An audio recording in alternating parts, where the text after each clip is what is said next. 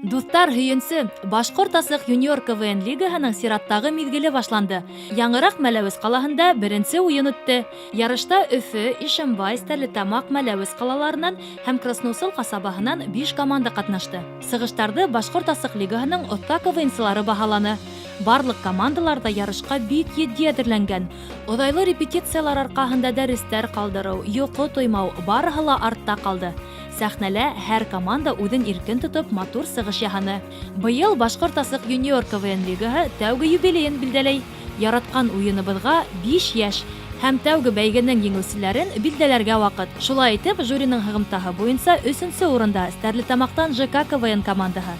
Икенселә Ғафуриҙан Һарыҡты кем ашаған. Беренсе урында иһә Өфө ҡалаһының 20-нсе Централ КВН командаһы. Бынан тыш төрлө номинацияларҙа ла еңеүселәр билдәләнде.